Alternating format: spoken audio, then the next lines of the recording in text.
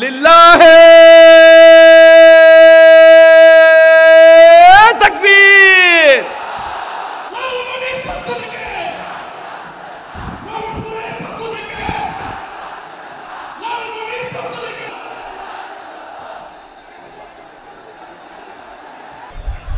আচ্ছা, গাইবান্ধা জেলার কে আসছেন? গাইবান্ধা, হ্যাঁ মাশাআল্লাহ। ঠাকুরগাঁও অনেকে আসছেন। দিনাজপুর জেলা থেকে। আল্লাহ এই দেশকে তুমি বরকতময় করো, বাংলাদেশকে তুমি শান্তিময় করো। আওয়াজ করে সবাই বলেন আমিন। আমি আপনাদের খেদমতে সূরাতুল আনআমের 108 নম্বর আয়াত তেলাওয়াত করেছি। এখানে আল্লাহ রাব্বুল ইজ্জা ওয়াল জালাল তিনি ইরশাদ করছেন, ওয়ালা তাসুব্বুল্লাযীনা ইয়াদউনা মিন দুনিল্লাহি ফায়াসুব্বুল্লাহা আদওয়াম বিগাইরি ইলম কাযালিকা যায়্যান্না লিকুল্লি উম্মাতিন আমালাহুম সুম্মা ইলা রাব্বিহিম মারজিউহুম ফায়ুনাব্বিউহুম বিমা কানু ইয়ামালুন। রব্বুল আলামিন বলেন, গোলাম ও আমার ইমানদার বান্দারা শোনো শোনো, ও আমার বিশ্বাসী বান্দারা শোনো শোনো, লা তাসুব্বুল্লাযীনা ইয়াদউনা মিন দুনিল্লাহ ফায়াসুব্বুল্লাহা আদওয়াম বিগাইরি ইলম। ও আমার বিশ্বাসী বান্দারা, যারা আল্লাহকে ব্যতি রেখে, আল্লাহকে বাদ দিয়ে অন্য উপাস্যকে ডাকে, দেবীর পূজা করে, তোমরা খবরদার তাদের গালি দিও না। আওয়াজ করে বলেন, কি দিও না? আল্লাহ বলেন, ও বিশ্বাসীরা শোনো, যারা আল্লাহকে বেছে রেখে দেবীর পূজা করে, অন্য উপাস্যের পূজা করে, তাদেরকে ডাকে, ওই দেবতাদেরকে তোমরা গালি দিও না। যদি ওই দেবতাদেরকে গালি দাও তাহলে ভুলবশত, শত্রুতাবশত তারা তোমাদের রব আল্লাহকে গালি দেবে, ঠিক কি না? তোমরা যদি তাদের দেবতাদের গালি দাও, ওরা রেগে তোমার আল্লাহরে গালি দিবে, তাহলে আল্লাহরে গালি খাওয়ানোর কারণ হয়ে গেলাম আমি, ঠিক কি না বলেন? গুরুত্বপূর্ণ অনেক কথা শোনাবো তোমাদের, অনেক। প্রিয় ভাইরা, আপনারা শান্ত হয়ে বসুন, শান্ত হয়ে। রব্বুল আলামিন বলেন, খবরদার বিশ্বাসীরা, আল্লাহ ছাড়া যারা অন্যান্য উপাস্যদেরকে ডাকে, দেবতাদেরকে ডাকে, তাদেরকে তোমরা গালি দিও না। ওই সমস্ত দেবতাদেরকে যদি তোমরা গালি দাও তাহলে তারা আল্লাহকে গালি দিবে, ঠিক কিনা বলেন? আমরা দেবতাদের গালি দিলে ওরা আল্লাহকে গালি দিবে। রব্বুল আলামিন বলেন, খবরদার দেবতাদেরকে গালি দিও না, তাহলে ওরা তোমার রব আল্লাহরে গালি দেবে। প্রতিটি জাতির জন্য তাদের কাজকে আমি আল্লাহ সুশোভিত করে রেখেছি, তারা সবাই একদিন আমার কাছেই ফিরে আসবে। এরপর আমি রব্বুল আলামিন তাদের আমলনামা তাদেরকে জানিয়ে দেব। সুবহানাল্লাহ পড়ে। প্রিয় ভাইয়েরা, আল্লাহ তাআলা বলেছেন, খবরদার গালি দিও না। আদেশটা কার? আওয়াজ করে বলেন তো। হিন্দু। তাহলে প্রিয় ভাইয়েরা, ইসলাম আমাদেরকে শিখায়, সূরাতুল আনআমের 108 নম্বর আয়াত থেকে আমরা বুঝলাম, কোনো ধর্মকে ছোট করা যাবে না। অন্য ধর্মকে ছোট করা মানে ইসলামকে ছোট করা।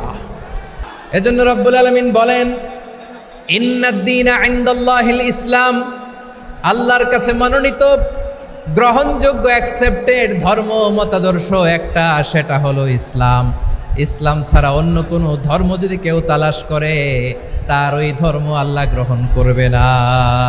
ومن يبتغي غير الإسلام دينا فلن يقبل منه وهو في الآخرة من الخاسرين. Whoever seek anything except Islam, that won't be accepted from him, and he will be loser in the day of judgment. কিয়ামতের দিন ইসলাম ছাড়া কেউ যদি অন্য কোনো ধর্ম তালাশ করেছে দুনিয়াতে, তার এই মতাদর্শ গ্রহণ করা হবে না। and he will be loser, সে হবে লুজার, ক্ষতিগ্রস্ত, হাই কোম্পানির ম্যানেজার।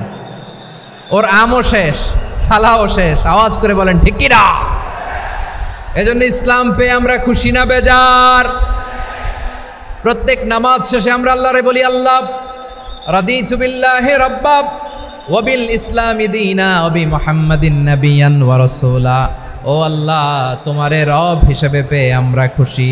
ও আল্লাহ, ইসলামকে ধর্ম হিসেবে পেয়ে আমরা খুশি। বিশ্বনবীকে আমাদের রাসূল পেয়ে আমরা খুশি। ঠিক কিনা বলেন? ইসলাম ছাড়া অন্য কোনো ধর্ম আমরা গ্রহণ করব না। ঠিক কিনা বলেন? আল্লাহর কাছে অ্যাকসেপ্টেড রিলিজিয়ান একটা, সেটা ইসলাম। তো বিশ্বনবী সাল্লাল্লাহু আলাইহি ওয়াসাল্লাম মক্কাতে কিংবা মদিনাতে খুব পিসফুলি এক্সিস্ট করেছেন, যে কোনো ধর্মের সাথে মিলেমিশে চলেছেন। তার প্রমাণ আমরা যদি রাসূল সাল্লাল্লাহু আলাইহি ওয়াসাল্লামের বায়োগ্রাফির দিকে তাকাই, তাহলে দেখব তিনি মুশরিকদের সাথে পিস ট্রিটি করেছেন, শান্তি চুক্তি, পিস ট্রিটি, পিস এগ্রিমেন্ট। আপনারা হুদাইবিয়ার সন্ধির নাম শুনেছেন? আমার লালমনিরহাটের কলিজার টুকরা ভাইয়েরা, হুদাইবিয়ার সন্ধির নাম আপনারা শোনেন নাই? 6ষ্ঠ হিজরিতে বিষ্ণু ঈসা ইসলাম মুশরিকদের সাথে এই ট্রিটি করেছেন, চুক্তি। কাদের সাথে? মুশরিকদের সাথে। আমরা তো মুসলমান বসতে পারি না, আমরা দুই মুসলিম ভাই একসাথে বসে চা খেতে পারি না, গল্প করতে পারি না। বিষ্ণু ঈসা ইসলাম মুশরিকদের সাথে ট্রিটি করেছেন, হুদাইবিয়ার সন্ধি। এই সন্ধির আগে মক্কা থেকে কেউ মদিনায় যেতে পারে না, মদিনা থেকে কেউ মক্কায় যেতে পারে না। কিন্তু এই সন্ধির পরে ট্রাফিক স্বাভাবিক হয়ে গেল। মক্কার লোকেরা মদিনায় আসতে পারে, মদিনার লোকেরা মক্কায় আসতে পারে। এটাকে বলে সুলহে Hudaybiyyah, the peace agreement of Hudaybiyyah, শান্তি চুক্তি। আমরা পৃথিবীতে এখন অনেক শান্তি চুক্তির নাম শুনি, এগুলো সব the piece treaty of Hudaibiya থেকে কপি করা। আল্লাহু আকবার। তাহলে বিশ্বনবী সাল্লাল্লাহু আলাইহি সাল্লাম তিনি যে শান্তিপূর্ণ সহাবস্থানে বিশ্বাসী ছিলেন, মুসলমানেরা যে অন্য ধর্মের প্রতি সহনশীল, তার প্রমাণ হচ্ছে এই পিস ট্রিটি। বিষ্ণু ঈসা ইসলাম মদিনায় যে কি করলেন? মদিনায় যে বিষ্ণু ঈসা ইসলাম মদিনা চার্টার করলেন, মদিনা সনদ, সাহিফাতুল মদিনা, এটার বলে মদিনা চার্টার। যে ওয়েস্টে, ইউরোপে, আমেরিকাতে তারা অনেক চার্টার করে, এই সব চার্টার মদিনা চার্টার থেকে কপি করা। আওয়াজ করে পড়েন সুবহানাল্লাহ। বিষ্ণু ঈসা ইসলাম মদিনায় গেলেন, মদিনাতে মুসলিম, মুশরিক, ইয়াহুদি, এই 3 ধর্মের লোক মিলে সব স্টেক হোল্ডার যারা আছে সবাইকে নিয়ে বিষ্ণু ঈসা ইসলাম মদিনা চার্টার করলেন, মদিনা সনদ। পড়েন সুবহানাল্লাহ। শুধু তাই নয়, মক্কাতে বিশ্বনবী পিস এগ্রিমেন্ট করলেন, শান্তি চুক্তি মুশরিকদের সাথে। মদিনাতে যে বিশ্বনবী মদিনা চার্টার করলেন, মদিনা সনদ করলেন ইহুদিদের সাথে। আবার মদিনাতে বিশ্বনবী ইহুদিদের সাথে পিস ডায়ালগ করলেন, ইন্টারফেথ ডায়ালগ করলেন, আন্তধর্মীয় সংলাপ করলেন। যেই সংলাপের মূল ভিত্তি ছিল তাওহীদ। মূল ভিত্তি ছিল কি? তাওহীদ। বিশ্বনবী ইহুদিদেরকে ডাকলেন, আহ্বান করলেন, কুল ইয়া আহলাল কিতাবি তাআলাউ ইলা কালিমাতিন সাওয়াইন বাইনানা ওয়া বাইনাকুম আল্লা না'বুদা ইল্লাল্লাহ ওয়া লা নুশরিকা বিহি শাইআন ওয়া লা ইয়াত্তাখিযা বা'দুনা বা'দান আরবাবাম মিন দুনিল্লাহ فإن تولوا فقولوا اشهدوا بأننا مسلمون। সুবহানাল্লাহ পড়েন। বিশ্বনবী মদিনার ইহুদিদের ডেকে বললেন, ও ইহুদিরা, শোনো শোনো, আসো এমন একটা আদর্শের প্রশ্নে আমরা একত্রিত হই, যে আদর্শের প্রচার তোমাদের নবীরাও করেছে, আমিও করি, যে আদর্শের কথা তোমাদের পবিত্র ধর্মগ্রন্থগুলোতে আছে, আমার কোরআনেও আছে। সেটা হলো তাওহীদ। আমরা এক আল্লাহ ছাড়া কারো ইবাদত করব না, আল্লাহর সাথে কাউরে শরীক করব না, আল্লাহ ছাড়া কাউরে রব মানব না। পড়েন সুবহানাল্লাহ। তাহলে আমার প্রিয় লালমনিরহাটের ভাইরা, মদিনাতে যে তিনি মদিনা চার্টার করলেন, মদিনা সনদ, পিস ডায়ালগ করলেন, শান্তির সংলাপ, ইন্টারফেথ ডায়ালগ করলেন, আন্তধর্মীয় সংলাপ, যার ভিত্তি ছিল তাওহীদ। সুবহানাল্লাহ পড়েন। বিশ্বনবী বলেন, আলা মান যালামা মুআহাদান আও ইনতাকাসাহু আও কাল্লাফাহু ফাওকা তাআতিহি আও কাল্লাফাহু ফাওকা তাকাতিহি আও আখাযা মিনহু শাইআন বিগাইরি তিবি নাফসিন ওয়া আনা হাজিজুহু ইয়াউমাল কিয়ামা। খবরদার, জেনে রাখো, কেউ যদি কোনো সংখ্যালঘুর উপরে অত্যাচার করে, কোনো সংখ্যালঘুর প্রাপ্য থেকে যদি কেউ কাউকে ঠকায়, সংখ্যালঘুর উপর যদি কেউ কষ্ট দেয়, কোনো সংখ্যালঘুর সম্পদ যদি কেউ জোর করে কেড়ে নেয়, আমি কিয়ামতের দিন বিশ্বনবী ওই সংখ্যালঘুর পক্ষে আর ওই মুসলমানদের বিপক্ষে বাদী হয়ে দাঁড়াবো। সুবহানাল্লাহ বলতে পারলেন না? আল্লাহু আকবার। আপনি নামাজি, আপনি মুসল্লি, আপনি হাজী সাহেব, তাহাজ্জুদ পড়তে পড়তে কপালে দাগ ফেলে দিছেন, আপনার প্রতিবেশী হিন্দু, ভাবছেন আমার তো পাওয়ার আছে, ওর জমিটা দখল করি। বিশ্বনবী বলেন কিয়ামতের দিন ওই হিন্দুর পক্ষে তোর বিরুদ্ধে আমি বাদী হয়ে দাঁড়াবো। এখানেই শেষ নয়, বিশ্বনবী বলেন মান কাতালা মুআহাদান, বুখারীর বর্ণনা, মান কাতালা মুআহাদান লাম ইয়ারাহ রাইহাতাল জান্নাহ। কেউ যদি, কোনো মুসলিম যদি অন্যায়ভাবে কোনো সংখ্যালঘুকে হত্যা করে, কোনো হিন্দুকে হত্যা করে, কোনো বৌদ্ধরে হত্যা করে, অন্যায়ভাবে কোনো মুসলিম যদি কোনো সংখ্যালঘুরে হত্যা করে, জান্নাতে যাওয়া তো দূরের কথা, ওই মুসলিম জান্নাতের ঘ্রাণও পাবে না। সহিহ বুখারীর বর্ণনা, মান কাতালা মুআহাদান লাম ইয়ারাহ রাইহাতাল জান্নাহ ওয়া ইন্না রিহাহা লা ইউজাদু মিন মাসিরাতি 40 আমা। যে জান্নাতের ঘ্রাণ 40 বছর দূরের রাস্তা থেকেই পাওয়া যায়। সুবহানাল্লাহ পড়েন। প্রিয় ভাইরা, এখান থেকে জান্নাতে পৌঁছতে লাগবে 40 বছর। এত দূর, কত বছর? সবাই বলেন কত বছর? এখান থেকে জান্নাতে পৌঁছতে লাগবে 40 বছর। এত দূরে থাকতেই জান্নাতের ঘ্রাণ আপনার নাকে এসে ধাক্কা মারবে। বিশ্বনবী বলেন, যে ব্যক্তি কোনো সংখ্যালঘুকে হত্যা করে, জান্নাতের ঘ্রাণ তো পাবেই, জান্নাতে তো ঢুকতে পারবেই না, জান্নাতের ঘ্রাণও তার নাকে লাগবে না। পড়েন নাউযুবিল্লাহ। এক ইহুদি কিশোর বিশ্বনবী সাল্লাল্লাহু আলাইহি ওয়াসাল্লামের খেদমত করতে, ইহুদি ছেলে আমার নবীর খেদমত করতো, তারা ছিল নবীর প্রতিবেশী। তো অনেক দিন হয় ইহুদি ছেলেটা আসে না। বিশ্বনবী খোঁজ দিলেন, ঘটনা কি? একটা ইহুদি ছেলে না আমার খেদমতে আসতো, ছেলেটা কই? খোঁজ নিয়ে জানলেন ছেলেটা অসুস্থ। বিশ্বনবী সাল্লাল্লাহু আলাইহি ওয়াসাল্লাম ওই ইহুদির বাড়িতে চলে গেলেন ওই ছেলেটাকে দেখা করার জন্য, ভিজিট করার জন্য। সুবহানাল্লাহ পড়বেন না? গেলেন, যে দেখে ইহুদি ছেলেটা মুমূর্ষ, জান যায় ভাব, বিছানায় পড়ে আছে, তার বাবা দাঁড়ানো। বিশ্বনবী তার মাথার পাশে বসলেন, মাথায় হাত বুলিয়ে দিলেন, আর ছেলেটাকে বললেন আসলিম, হে ইহুদি ছেলে আসলিম, ইসলাম ধর্ম গ্রহণ করো। তো ছোট্ট ছেলে ভাবে আমরা ইহুদি, এখন ইসলাম ধর্ম গ্রহণ করলে আব্বা যদি বকা দেয়, ফানাযারা ইলা ওয়াজহি আবি, ছেলেটা তার বাবার চেহারার দিকে তাকালো, দেখি আব্বা কি কয়। আব্বা যদি বলে তাইলে ইসলাম ধর্ম গ্রহণ করবে। ইহুদি ছেলেটা তার বাবার দিকে যখন তাকালো, ওর বাবা বলে আতি আবুল কাসিম, আবুল কাসিম যা বলে তাই করো। আবুল কাসিম হচ্ছে বিষ্ণু ইসলামের একটা কুনিয়াত, উপনাম। আমার রাসূলের বড় ছেলের নাম ছিল কাসেম। যেমন দেখবেন আমাদের এলাকায় কারো ছেলের, বড় ছেলের নাম যদি হয় আব্দুল্লাহ, এরা আব্দুল্লাহর বাপ বলে ডাকে। কারো বড় মেয়ের নাম যদি হয় ফাতেমা, এরা কি ডাকে? ফাতেমার বাপ বলে না? তো বিষ্ণু ইসলামের বড় ছেলের নাম ছিল কাসেম। ইহুদি বাবা বলল আতি আবুল কাসেম, আবুল কাসেম যা বলে তাই শোনো, মানে মোহাম্মদ যা বলে তাই শোনো। এই কথা শুনে ছেলে সাহস পাইছে, ছেলে আবার পড়তে আরম্ভ করলো আশহাদু আল্লাহ ইলাহা ইল্লাল্লাহ ওয়া আশহাদু আন্না মুহাম্মাদার রাসূলুল্লাহ। পড়েন আল্লাহু আকবার। বিশ্বনবীর আহ্বান শুনে, ওই আহ্বানে সাড়া দিয়ে ইহুদি ছেলে শাহাদা পড়ে মুসলমান হয়ে গেল। তার হৃদয়টারে ঈমানের নূর দিয়ে আলোকিত করে দিল কে? প্রিয় ভাইরা, এবার রাসূল সাল্লাল্লাহু আলাইহি ওয়াসাল্লাম বের হয়ে আসলেন ঘর থেকে, আর বললেন আলহামদুলিল্লাহিল্লাযী আনকাযাহু মিনান নার। প্রশংসা সে আল্লাহর, যে আল্লাহ জাহান্নামে চলে যাচ্ছিল প্রায় এমন একটা লোককে মুহূর্তের মধ্যে কালেমায়ে শাহাদাতের বদৌলতে জান্নাতি বানায় দিলেন। আওয়াজ করে পড়েন সুবহানাল্লাহ। এই হাদিস থেকে আমরা কি শিখলাম? What is the moral of the story? 1 number story হলো, প্রতিবেশী ইহুদি হোক হিন্দু হোক, যাবেন, সুসম্পর্ক রাখবেন, উপহার দিবেন, বিপদে পাশে দাঁড়াবেন, তাইলেই তো আপনাদের প্রতি, মুসলমানদের প্রতি তারা আকৃষ্ট হবে। ঠিক কিনা বলেন? আপনি যদি হিন্দুদের সাথে, বৌদ্ধদের সাথে নাই মিশেন, নাস্তিকের কাছে নাই যান, তো ইসলামের সৌন্দর্যটা ওরা বুঝবে কেমনে? এই হাদিস থেকে 2টা শিক্ষা। 1 নম্বর শিক্ষা, প্রতিবেশী মুসলিম হোক অমুসলিম হোক, যান, অসুস্থ হইলে একটু আপেল নিয়ে যান, আঙ্গুর নিয়ে যান, কমলা নিয়ে যান, তাদের সাথে ভালো আচরণ করেন। ইসলামের বিউটি দেখে, সৌন্দর্য দেখে অবাক হবে, নসিব ভালো হলে কোনোদিন কালিমা পড়ে মুসলমান হয়ে যাবে।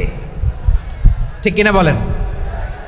তাহলে অমুসলিমের সাথে ভালো সম্পর্ক। বিশ্বনবী ইহুদির বাড়িতে গেলেন, ইহুদির বাড়ি, আর আমার মুসলমান ভাই আমার কাফের বলে, এরকম আছে না নাই?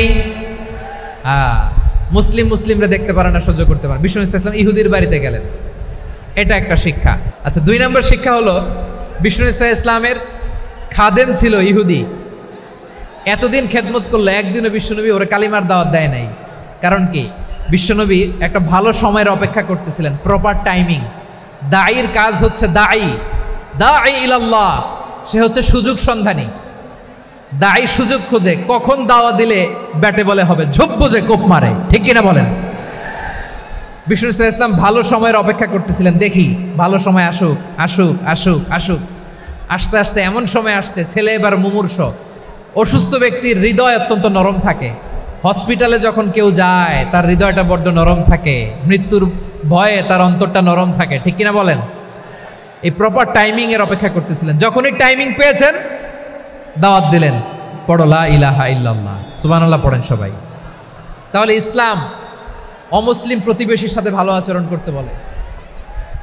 ইসলাম অমুসলিম মাতা পিতার সাথেও ভালো আচরণ করতে বলে। মাতা পিতা যদি অমুসলিম হয় তারা ফেলে দিতে পারবেন? পারবেন? আমার লালমনিরহাটের ভাইরা, অনেক হিন্দু ছেলে আমাদের হাতে শাহাদা পড়ে মুসলিম হয়, কিন্তু ওর মা মুসলমান হয় নাই, বাবাও হয় নাই। এরকম আছে না নাই? তো ও হয়েছে মুসলিম, মা বাপ হিন্দু, এখন মা বাপ কি বাদ? হ্যাঁ, মা বাপ বাদ দেয়া যাবে? যেই মা আপনারে 9 মাস 8 মাস পেটে ধারণ করলো, আপনার মায়ের নার ছেঁড়া ধন, আপনি ওই মারে বাদ দিতে পারবেন? মাকে তো বাদ দেয়া যায় না। وَقَضَى رَبُّكَ أَلَّا تَعْبُدُوا إِلَّا إِيَّاهُ وَبِالْوَالِدَيْنِ إِحْسَانًا। আল্লাহ বলে অবধারিত 2টা ভার্ডিক্ট তোমাদের জন্য, এক আল্লাহর ইবাদত করবা আর মা বাবার প্রতি ইহসান করবা। আদেশটা কার? মা বাবার প্রতি ইহসান করতে হবে। আমার মা হিন্দু হোক ভালো আচরণ করতে হবে, বৌদ্ধ হোক ভালো আচরণ করতে হবে।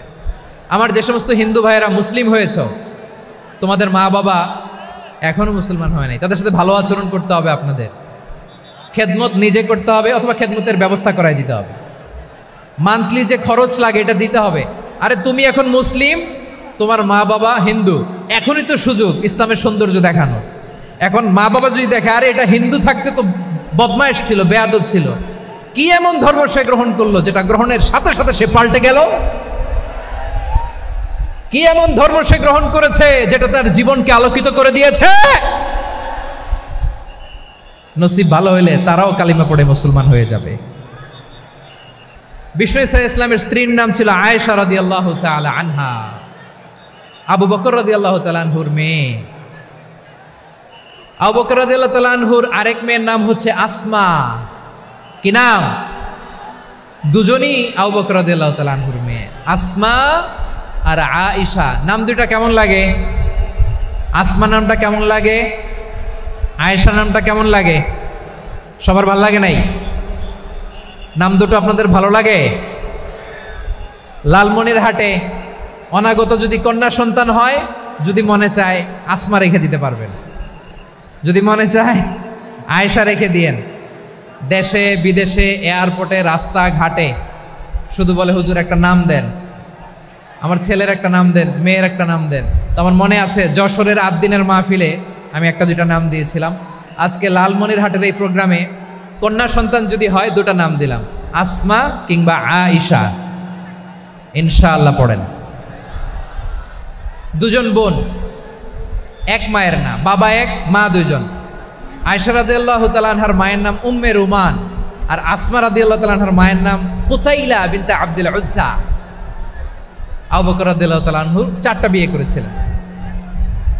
তো একই ঘটনা ঘটেছে এই ফ্যামিলিতে। আসমা ইসলাম ধর্ম গ্রহণ করে মুসলিমা, কিন্তু তার মা কুতাইলা মুশরিকা। আই রিপিট, বোঝার জন্য আমি আবারও বলি, আসমা রাদিয়াল্লাহু তাআলা আনহা মুসলিমা, আর আসমার মা কুতাইলা, আওয়াজ করে বুঝে থাকলে বলেন, আসমার মা মুশরিকা। তার মানে মেয়ে মুসলিম, মা অমুসলিম। ভেজাল আছে না নাই?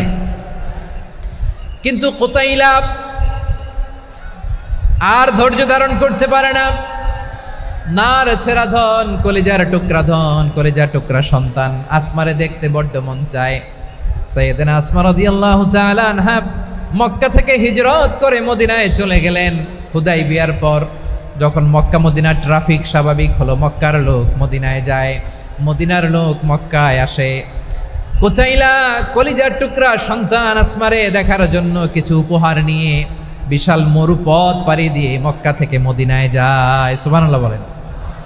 এখন মা আসছে মেয়ের সাথে দেখা করতে, মেয়ে তো আর দেখা দেয় না। মেয়ে ভাবছে আমার মা তো মুশরিকা, অপবিত্রা, তার সাথে কি দেখা দেয়া যাবে? বিশ্বনবীর দরবারে চলে গেলেন। সুবহানাল্লাহ বলেন। কি সৌভাগ্যবান ছিল তারা, মাসলা জানার দরকার হলেই নবীর দরবারে চলে যেত। ঘরে বউয়ের সাথে ঝগড়া হলে নবীর দরবারে চলে যেত। অনেক সাহাবী বলে আমার পেটে ক্ষুধা লাগলো আমি নবীর কাছে চলে যেতাম, কারণ নবীর চেহারার দিকে তাকালেই আমার পেটের ক্ষুধা মিটে যেত। সাইয়েদনা আসমা রাদিয়াল্লাহু তাআলা আনহা বিশ্বনবীর কাছে চলে গেলেন, যে বললেন ইয়া রাসূলুল্লাহ ইয়া হাবিবাল্লাহ ইন্না উম্মি কাদিমাতুন ইলাইয়া ওয়া হিয়া রাগিবা। আমার মা মক্কা থেকে অনেক দূর মরুর পথ পাড়ি দিয়ে উপহার সামগ্রী নিয়ে মদিনায় আমার সাথে দেখা করতে এসেছে গো নবী।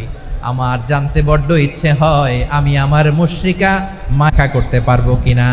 আফা আসিলুহা, আগে যেমনি আমি আমার মায়ের সাথে ভালো আচরণ করতাম, যেমনি আমি আমার মায়ের সাথে সদাচরণ করতাম গো নবী, এখন আমি মুসলিমা মা মুশরিকা, এখনো কি আগের মতো সদাচরণ করতে পারবো নাকি?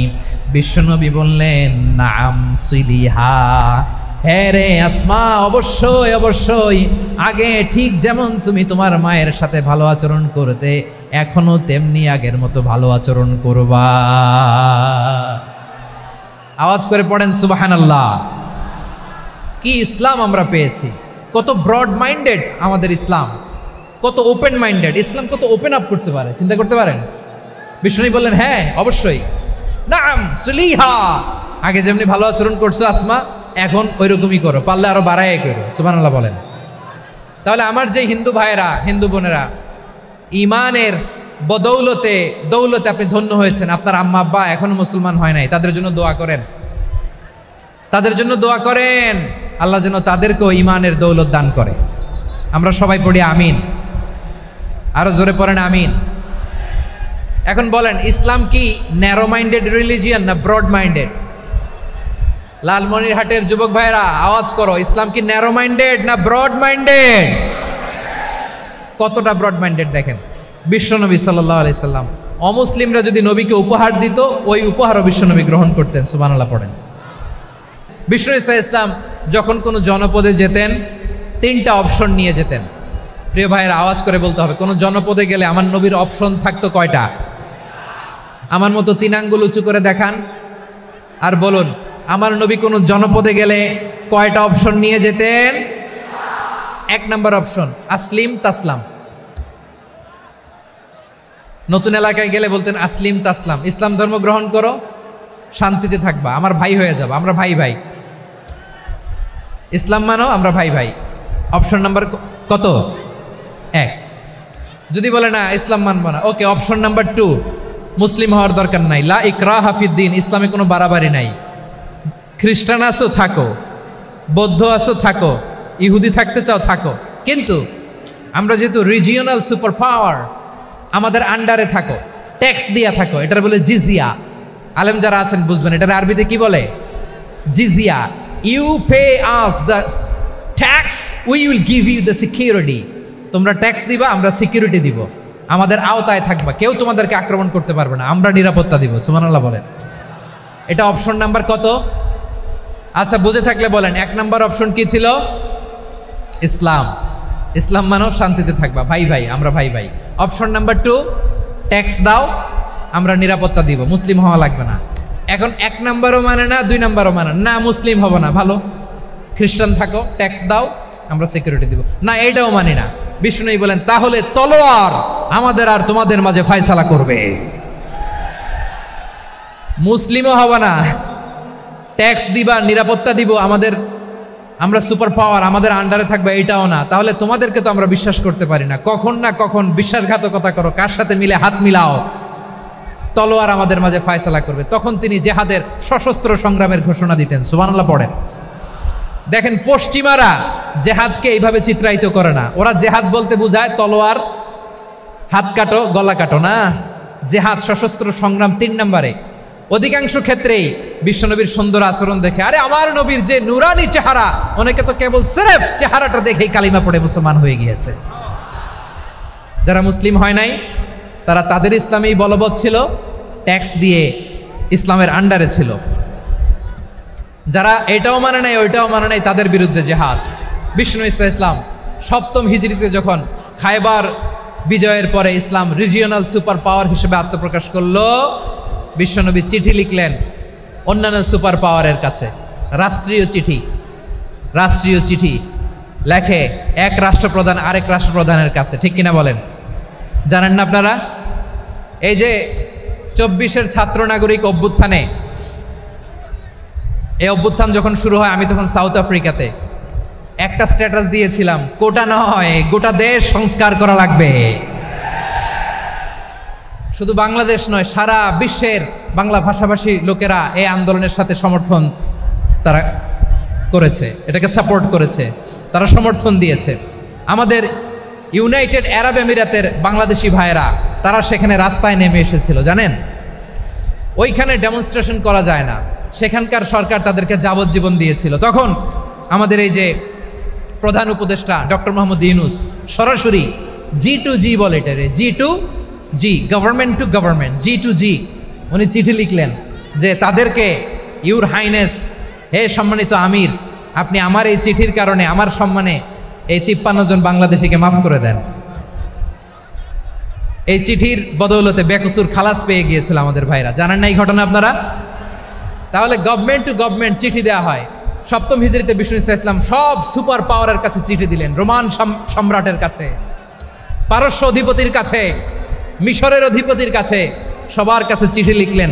চিঠির ভাষা ছিল এরকম, মিন মুহাম্মাদিন রাসূলিল্লাহ ইলা মুকাওকিস আযীমিল কিবত, মুহাম্মদ রাসূলুল্লাহর পক্ষ থেকে মিশরের বাদশার কাছে, আসলিম তাসলাম, ইসলাম মানো শান্তিতে থাকবা, সালামুন আলা মান ইত্তাবা আল হুদা, শান্তি তার জন্য যে হেদায়েতের অনুসরণ করে। সুবহানাল্লাহ পড়েন। তো এই চিঠি অনেকে ভালোভাবে রিসিভ করেছে, অনেকে এই চিঠি পাওয়ার পরে নবীর কাছে আবার ইন রিটার্ন উপহার পাঠিয়েছে।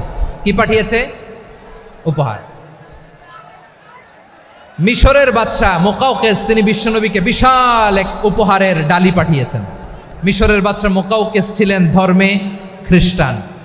লালমনিরহাটের ভাইয়েরা আওয়াজ করে বলেন, মিশরের বাদশাহ ধর্মে কি ছিল? খ্রিস্টান। কি উপহার দিয়েছিল আমার নবীকে? শুনতে মনে চায়? আওয়াজ নাই লালমনিরহাটের গলায়, শুনতে মনে যায়? 1000 স্বর্ণমুদ্রা, 1000 স্বর্ণমুদ্রা। 2টা খ্রিস্টান দাসী, একজনের নাম মারিয়া বিনতে শামউন আল কিবতিয়া, আরেকজনের নাম সিরিন বিনতে শামউন আল কিবতিয়া।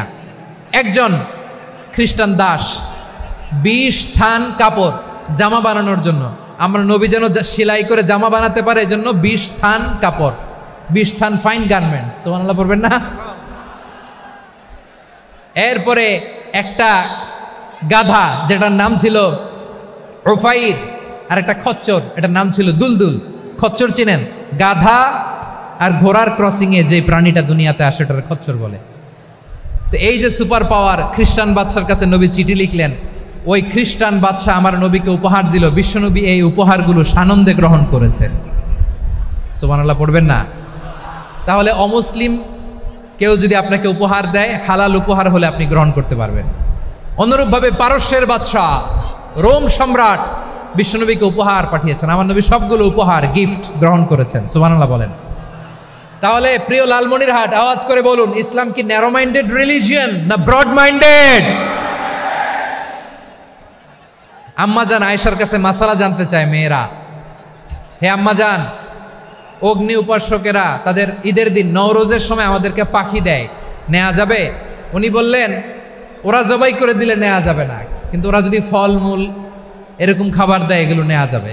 তার মানে অমুসলিমদের দেয়া উপহার এটা গ্রহণ করা যায়। সুবহানাল্লাহ বলেন।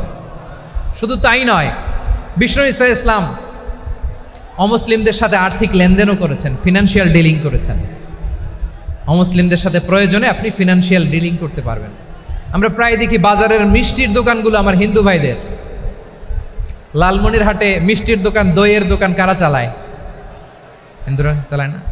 তারপরে যে বারবার শপ, চুল কাটে যে নাপিত, অধিকাংশ নাপিতের দোকানে কারা? আমার হিন্দু ভাইরা। তা আপনি চুল কাটতে পারবেন কিনা বলেন? পারবেন। তার দোকান থেকে দই মিষ্টি কিনতে পারবেন কিনা? হ্যাঁ, আমার মুসলিম ভাইয়ের দোকান থাকলে ওইটারে আমি বেশি প্রায়োরিটি দিব, ঠিক কিনা? কিন্তু যদি তাদের সার্ভিস নিতে চান, প্রোডাক্ট নিতে চান, পারবেন। তার দলিল সহিহ বুখারী, আম্মা জান আয়েশা রাদিয়াল্লাহু তাআলা আনহা বলেন, ইশতারা রাসূলুল্লাহ সাল্লাল্লাহু আলাইহি ওয়াসাল্লাম মিন ইয়াহুদিয়িন তুআমান ওয়া রাহানাহু দিরআহু মিন হাদিদ। রাসূল সাল্লাল্লাহু আলাইহি ওয়াসাল্লাম এক ইহুদির কাছ থেকে, কার কাছ থেকে? সবাই বলে নাই কার কাছ থেকে? আমার নবী, পেয়ারা নবী এক ইহুদির কাছ থেকে জব কিনেছিল। জব, বার্লি, যেটা দিয়ে রুটি বানায়। ওই জবের দাম দেওয়া টাকা পয়সা নবীর কাছে ছিল না। ফলে নবী ওনার একটা পোশাককে মর্গেজ রেখেছিলেন, মর্গেজ, বন্ধক, যে এখন এটার দাম দিতে পারবো না, কয়েক কেজি বার্লি নিয়ে যাই আর বন্ধক হিসেবে আমার জামাটা রেখে গেলাম, যেই দিন দাম দিব ওই দিন জামাটা ছুটায় নিয়ে যাব। সুবহানাল্লাহ পড়বেন না? বাকিতে নিছিলেন, বাকিতে। দিরআহু মিন হাদিদ, লোহার তৈরি বর্ম, মানে যুদ্ধের পোশাক, লোহা দিয়ে বানানো।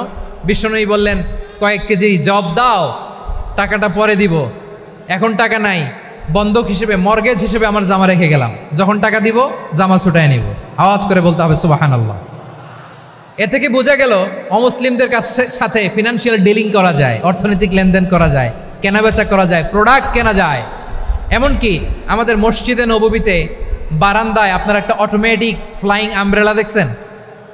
সূর্য যখন বাড়ে মসজিদে নববীর বারান্দায় ইয়ার্ডের মধ্যে অটোমেটিক্যালি কিছু আমব্রেলা আছে, সাঁ করে খুলে যায়, আর সূর্যের তাপ লাগে না। আবার সন্ধ্যাবেলায় এই আমব্রেলাগুলো ওরা ক্লোজ করে ফেলে, দেখেন নাই না? দেখছেন? এই মসজিদে নববীকে সর্বোচ্চ উন্নত মানের কনস্ট্রাকশন ইনফ্রাস্ট্রাকচারে ডেভেলপ করার জন্য কর্তৃপক্ষ কিছু অমুসলিম ইঞ্জিনিয়ারের, ডিজাইনারের সহায়তা নিয়েছিল। সুবহানাল্লাহ বলেন। কোন দলিলের ভিত্তিতে? এই দলিলের ভিত্তিতে যে বিষ্ণু ঈসা ইসলাম অমুসলিমদের সাথেও লেনদেন করেছেন। আওয়াজ করে বলতে হবে আল্লাহু আকবার। শুধু তাই নয়, ইন কেস অফ ইমার্জেন্সি, প্রয়োজনে ইসলামের খাতিরে, ইসলামকে সামনের দিকে এগিয়ে নিয়ে যাওয়ার জন্য অমুসলিমদের সাপোর্ট নেওয়া জায়েজ আছে। সুবহানাল্লাহ বলেন। অমুসলিমদের সাপোর্ট নেয়া, তাদের থেকে অর্থ নেয়া, পলিটিক্যাল সাপোর্ট, পলিটিক্যাল অ্যাসাইলাম নেওয়া জায়েজ আছে। আমাদের অনেক বিশ্ববরেণ্য দায়ীরা আমেরিকায় অস্থায়ীভাবে অ্যাসাইলাম নিয়ে থাকে, নিজের দেশে গেলে ফাঁসিতে ঝুলাই দিবে।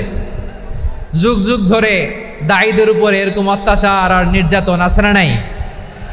মিশরের অনেক দায়ীরা পাশ্চাত্যে যেয়ে থাকে। এই যে তারা পলিটিক্যাল অ্যাসাইলাম নিয়ে থাকে, রাজনৈতিক আশ্রয়, এটা জায়েজ আছে না? এটা যে জায়েজ আছে তার প্রমাণ স্বয়ং বিশ্বনবী সাল্লাল্লাহু আলাইহি ওয়াসাল্লাম পলিটিক্যাল সাপোর্ট নিয়েছিলেন অমুসলিমদের কাছ থেকে। সুবহানাল্লাহ বলেন। খুব মজাদার একটা ঘটনা, শুনবেন? আপনাদের আগ্রহ দেখে তো মনে হয় না শোনার ইচ্ছা আছে। আছে? আছে? গলায় জোর আছে? লিল্লাহি তাকবীর, লিল্লাহি তাকবীর, নারায়ে তাকবীর। মাশাআল্লাহ। আমার ভাইরা, বিশ্বনবীর বয়স তখন প্রায় 51 বছর। কত বছর? বিশ্বনবীর সবচেয়ে কাছের মানুষ খাদিজা রাদিয়াল্লাহু তাআলা আনহা ইন্তেকাল করেছেন। বিশ্বনবী বড্ড কষ্ট পেলেন, হৃদয়টা ভেঙে খান খান। যিনি ঘরের ভেতরে বিশ্বনবীকে সান্ত্বনা দিতেন, ভালোবাসা দিতেন, বাইরে গেলে কুরাইশরা বকাঝকা করে, অত্যাচার করে, কিন্তু আম্মাজান খাদিজা রাদিয়াল্লাহু তাআলা আনহা ঘরটারে এমন শান্তির নীর বানায় রেখেছেন, এই ঘরের ভিতরে ঢুকলে বিশ্বনবীর কলিজাটা ঠান্ডা হয়ে যেত।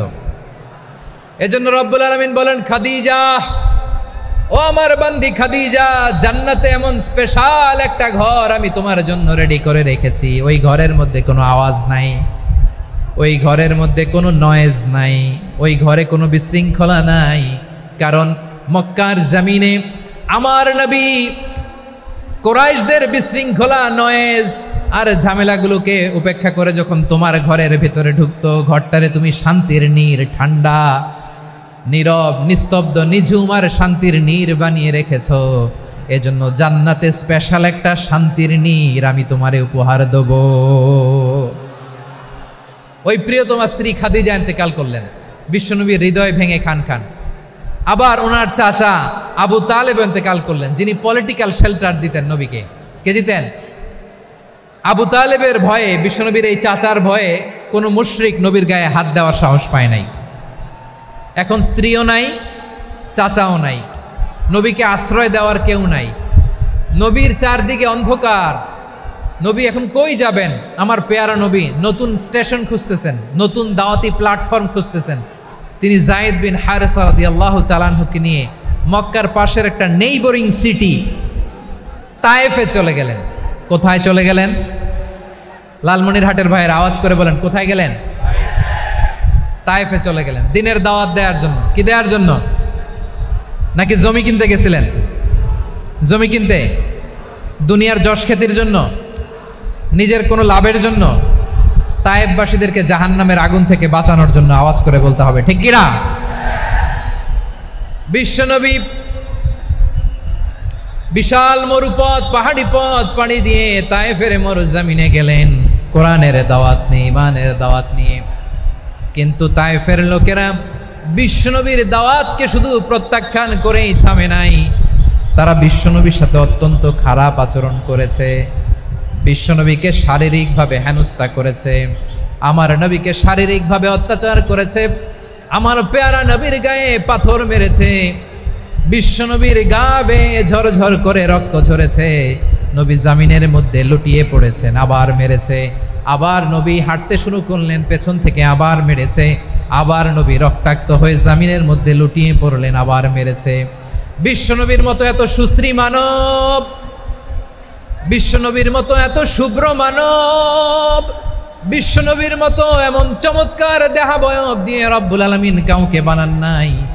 এরকম চমৎকার মানুষটাকে তারা তায়েফের ওই জামিনে রক্তাক্ত করেছে। বিশ্বনবী দুনিয়ার কোনো স্বার্থের জন্য সেখানে যান নাই, নিজের কোনো লাভের জন্য, প্রাপ্তির জন্য যান নাই, তায়েফবাসীদের জাহান্নামের আগুন থেকে বাঁচাতে গিয়েছেন। ঠিক কিনা বলেন?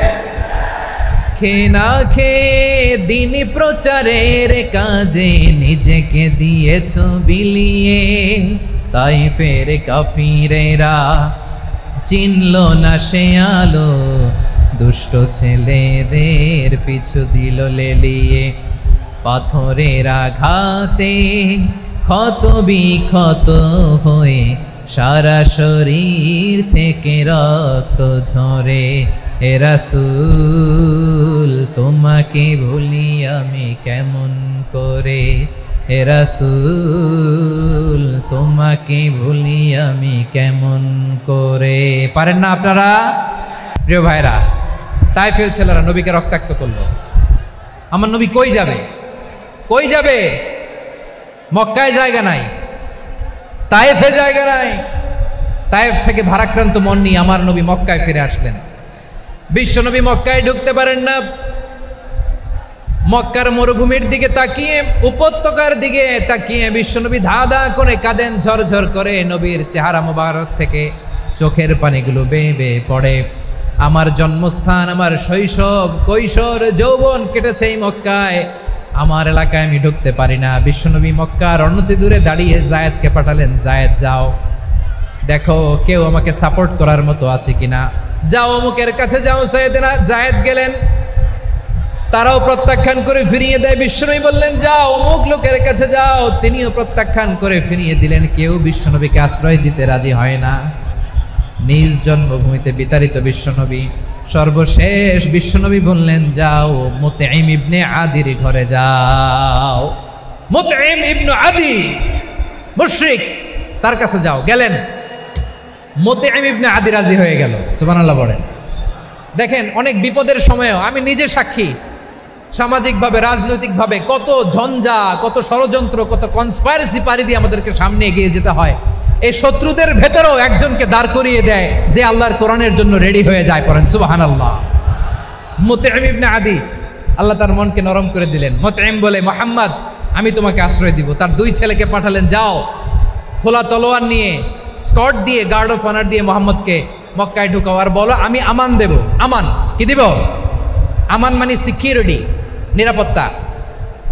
সিকিউরিটি ছাড়া, আমান দেওয়া ছাড়া কেউ থাকতে পারতো না মক্কায়। 2 ছেলে বিষ্ণু ঈসা ইসলামকে নিয়ে আসলো। নবী কাবার চারদিকে তাওয়াফ করলেন, নামাজ পড়লেন।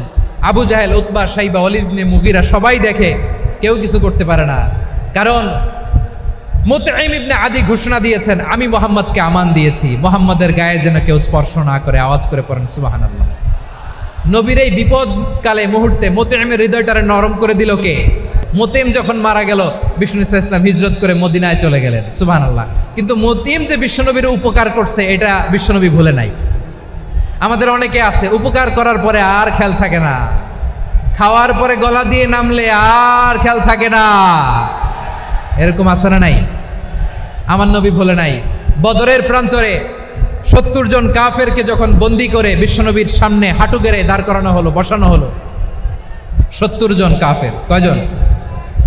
বিশ্বনবী তাদের দিকে তাকিয়ে বললেন, সহিহ বুখারীর বর্ণনা, লাউ কানাল মুতঈম ইবনে আদি হাইয়ান সুম্মা কাল্লামানি হাউলাইন নাতনা লা তারাকতুহুম লাহু। বদরের প্রান্তরে 70 জন বন্দী কাফিরের দিকে তাকিয়ে আমার নবী বললেন, আজকে মুতঈম ইবনে আদি যদি বেঁচে থাকতো আর তোমাদের 70 জনের ব্যাপারে যদি মুতঈম এক বাক্যে একটা সুপারিশ করত, তার সম্মানে আজকে তোদের সবাইরে আমি মাফ করে দিতাম। সুবহানাল্লাহ। নাই ওই যে চিল্লাচিল্লি যে কথা বোঝে নাই, কোন জিনিস মিস করছে ওরা নিজেরাও বোঝে নাই। বিশ্বনবী মুতঈমের এই সাহায্যের কথা বলে নাই। 70 জন মুশরিক হাঁটু গেড়ে বসা, নবী চাইলে এখনই এক্সিকিউশন অর্ডার দিতে পারে। তিনি বললেন, আজকে যদি মুতঈম বেঁচে থাকতো আর মুতঈম যদি তোদের জন্য সুপারিশ করতে, এই আবর্জনাগুলোর ব্যাপারে সুপারিশ করতে, আমি মুহূর্তেই তোদেরকে এমনি মাফ করে দিতাম। এবার বলেন, ইসলাম কি ন্যারো মাইন্ডেড না ব্রড মাইন্ডেড? শুধু তাই নয়, যাকে যে সম্মান দেয়ার আমার নবী দিতেন, হোক আস্তিক হোক নাস্তিক, হোক মুসলিম হোক অমুসলিম। বিষ্ণু ঈসা ইসলাম যখন রোমান সম্রাটের কাছে চিঠি লিখেছেন, আমার প্রিয় লালমনিরহাটের ভাইরা, অল্প কয়েক মিনিট কয়েকটা জরুরি কথা বলবো, এদিকে তাকান, এদিকে তাকান। রোমান সম্রাটের কাছে বিশ্বনবী যখন চিঠি লিখলেন মিন মুহাম্মদ রাসূলিল্লাহ ইলা হিরাকলা আযীমির রোম।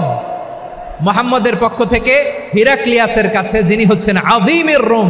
এটা নবী নিজ থেকে বানায় লিখছেন অতিরিক্ত সম্মান দিয়ে।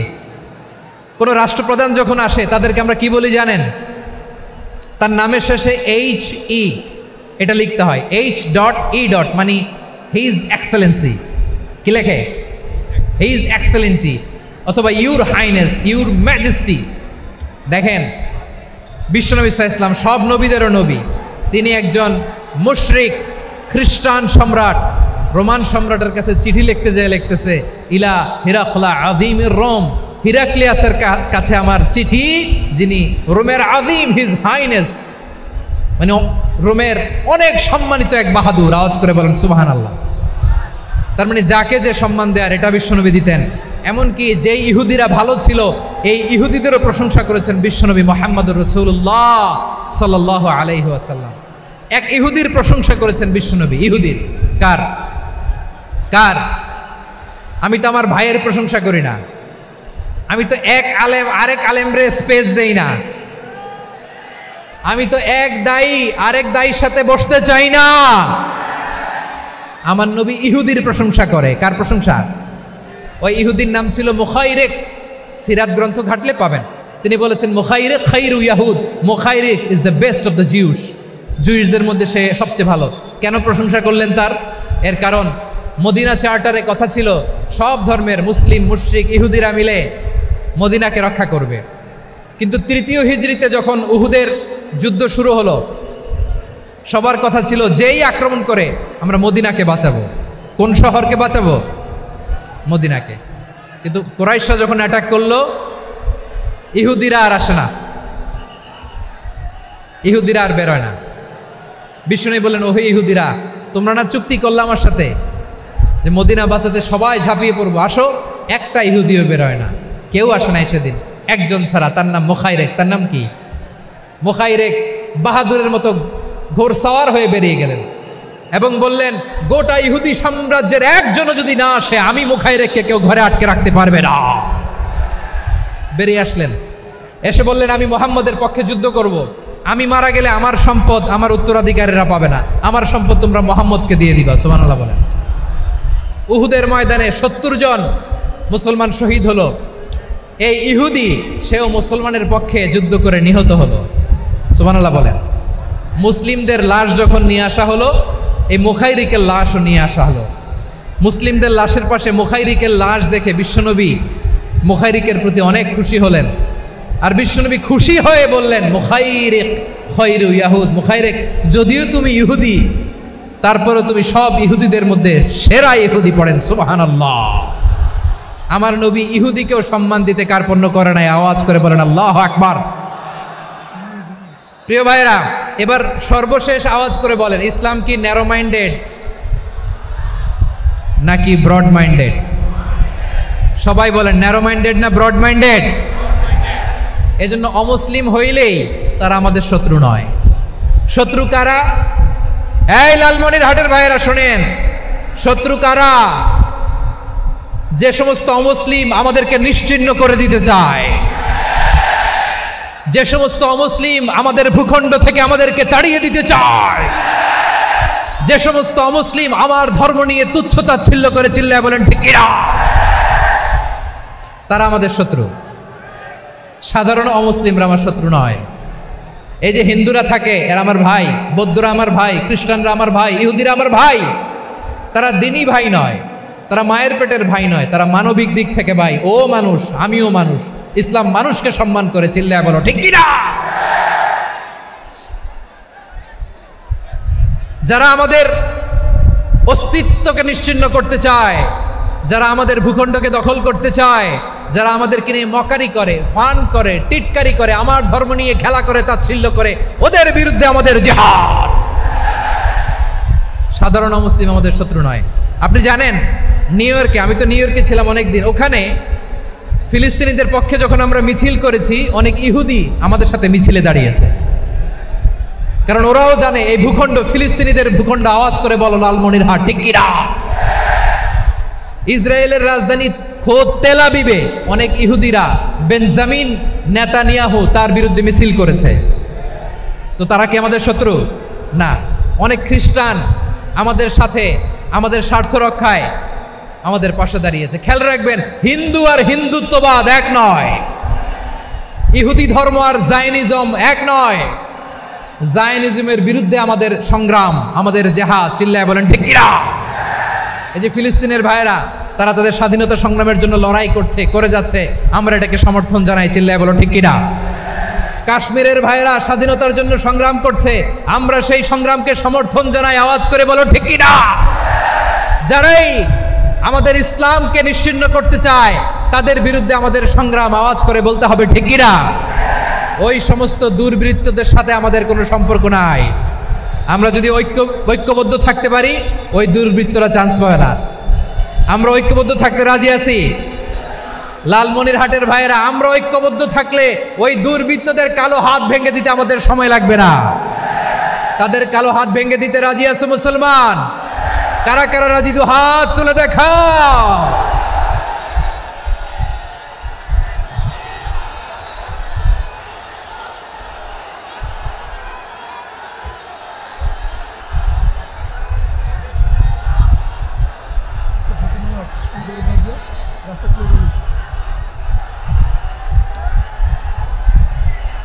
আমার প্রাণ প্রিয় লালমনিরহাটের ভাইয়েরা, শত্রু কাফের আর অশত্রু কাফেরের মধ্যে পার্থক্য আছে না নাই? আবু তালেবও মুশরিক, আবু জাহেলও মুশরিক, কিন্তু দুই মুশরিকে পার্থক্য আছে না নাই?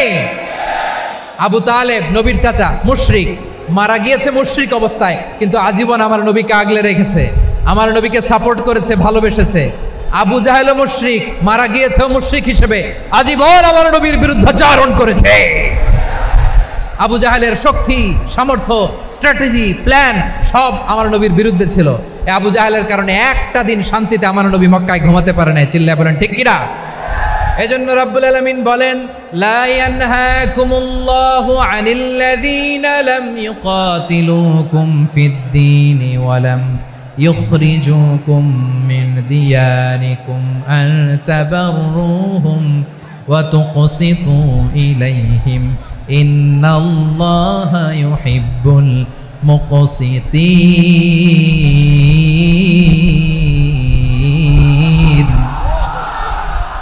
আল্লাহ বলে গোলামেরা শোনো শোনো, যে সমস্ত অমুসলিম তোমাদের সাথে ধর্মযুদ্ধে লিপ্ত হয় না, তোমাদের বিরুদ্ধে যে সমস্ত অমুসলিম অস্ত্র ধরে না, যে সমস্ত অমুসলিম তোমাদেরকে তোমাদের জন্মস্থান থেকে ভূখণ্ড থেকে তাড়িয়ে দেয় না, তাদের সাথে ভালো আচরণ করতে আমি আল্লাহ নিষেধ করি নাই।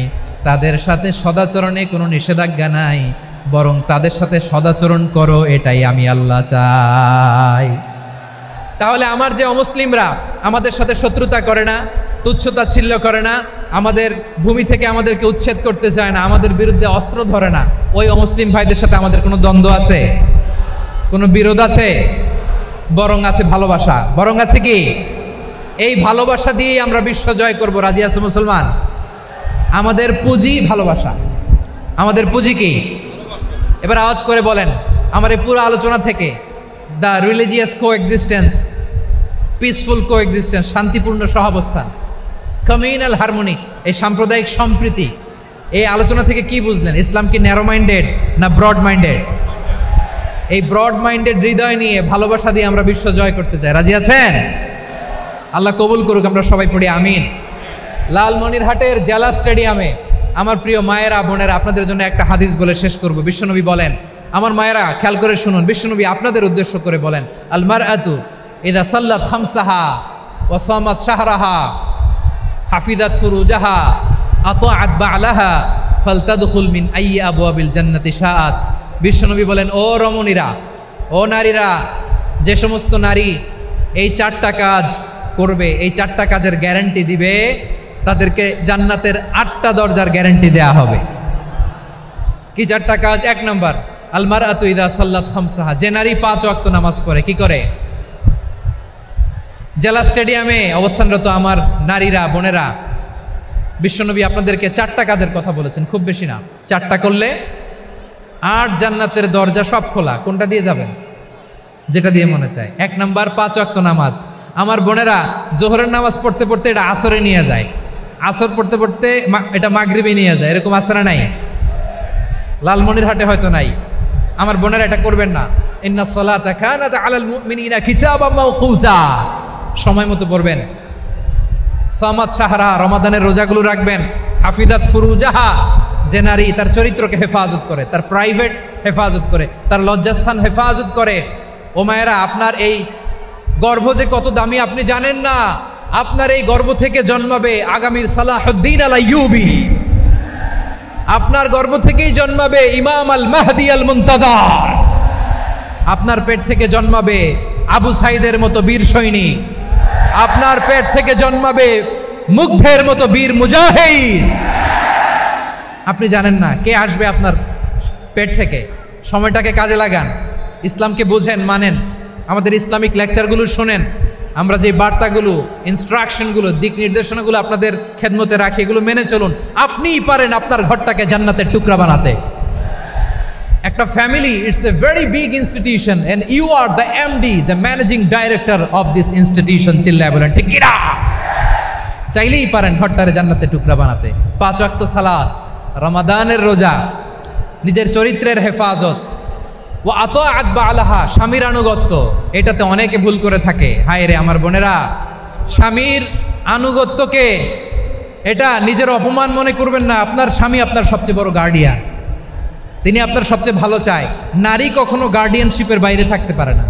হয় আপনি বাবার গার্ডিয়ানশিপের ভেতরে, বাপ না থাকলে ভাই আপনার গার্ডিয়ান, ভাই না থাকলে চাচা গার্ডিয়ান, বিয়ের পরে আপনার স্বামী আপনার গার্ডিয়ান। শরিয়া সম্মত স্বামীর আদেশগুলো আপনি মেনে চলবেন, কিন্তু শরিয়া বিরুদ্ধ কোনো আদেশ মানতে আপনি বাধ্য নয়। আওয়াজ করে বলুন সবাই ঠিক কিনা? এই 4টা কাজ যদি কোনো নারী করে, বিশ্বনবী বলেন জান্নাতের 8টা দরজা খোলা। তোমার যেটা দিয়ে মনে চায় সেটা দিয়ে জান্নাতে তুমি এন্ট্রি নিতে পারবা। আমরা এখানে লালমনিরহাটের সোহরাওয়ার্দী ময়দানে আজকে যেমন একত্রিত হতে পারলাম, আল্লাহর জান্নাতেও যেন একত্রিত হতে পারে। আল্লাহ তুমি তৌফিক দান করো। আল্লাহ আমার এই কলিজার টুকরা যুবক ভাইদেরকে তুমি ওমরে ফারুকের মতো কবুল করো। জেলা স্টেডিয়ামে অবস্থানরত আমার মা বোনদেরকে তুমি ফাতেমার মতো, খাদিজার মতো কবুল করো। আমাদের কলিজার টুকরা সন্তানদেরকে তুমি সালাউদ্দিন আল আইয়ুবির মতো কবুল করো। এই যে ইসলামিক সোসাইটি লালমনিরহাটকে আল্লাহ তুমি কবুল করো।